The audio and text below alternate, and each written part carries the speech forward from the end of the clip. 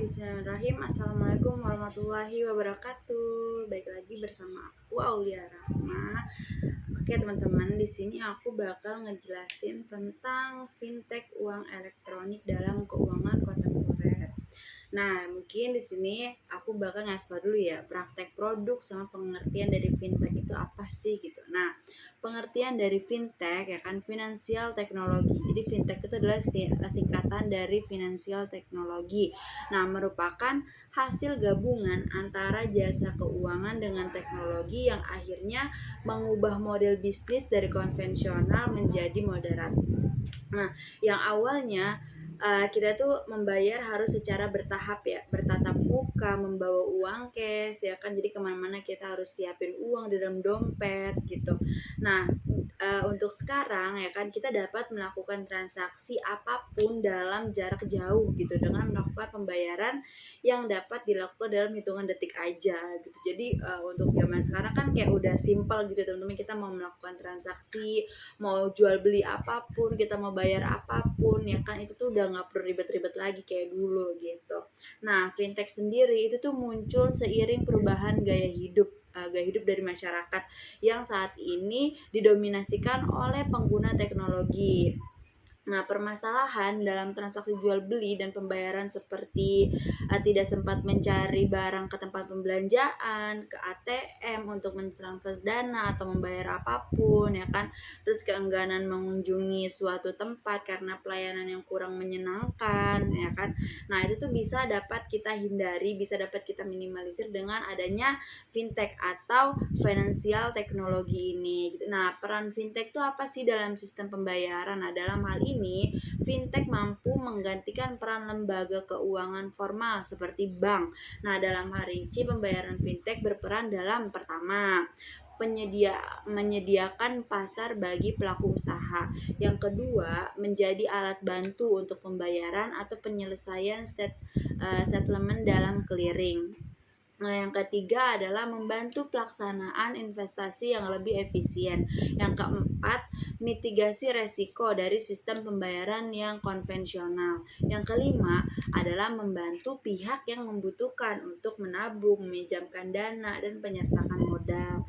Nah, dari parameter kesesuaian syariah fintech ini sendiri yaitu bertransaksi dengan M&A atau M&A dengan mubah atas dasar kaidah yaitu al-aslu fil muamalati al-ibaha hatta ya dulu ad-dalilu ala tahrimiha.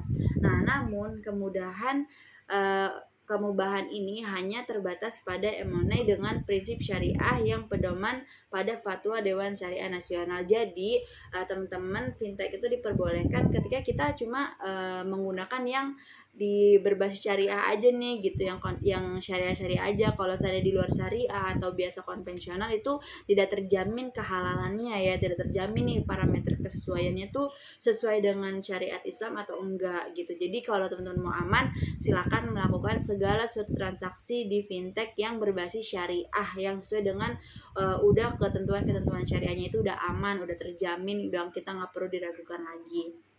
Nah, selanjutnya adab etika bisnis Islam. Nah, yang pertama itu di dalam fintech yaitu tanggung jawab menaati semua peraturan Bank Indonesia dan OJK, maka siklus perdagangan fintech akan memperbaiki dan tingkat kehalalannya akan semakin baik juga. Selanjutnya transaksi yang adil ya. Terus yang ketiga transparansi informasi atau informasi yang diberikan tidak mengandung kebohongan dari pihak pertama, pihak kedua maupun pihak selanjutnya itu tidak ada kebohongan gitu. Terus yang terakhir adalah keadilan, kesetaraan, kesolehan sosial, dan kerahasiaan. Jadi dalam fintech adab etika bisnisnya itu sudah memenuhi apabila kita melakukan yang di dalam berbasis syariah. Nah, selanjutnya adalah usul fikihnya nih ya, karena dalam Al-Qur'an yang artinya ada di dalam Quran surah Al-Furqan ayat 67.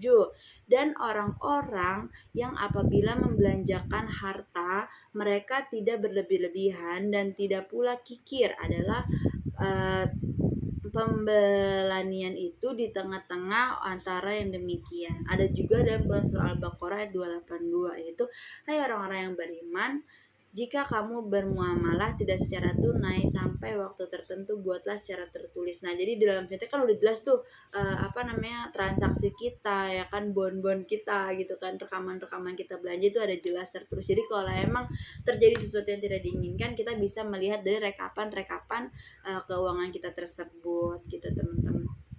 Nah, selanjutnya kaidah fikihnya nih. Nah, kaidah fikihnya ada beberapa. Yang pertama, pada dasarnya segala bentuk muamalat diperbolehkan kecuali ada dalil yang mengharamkan atau meniadakan kebolehannya. Yang kedua, segala doror atau bahaya atau kerugian harus dihilangkan.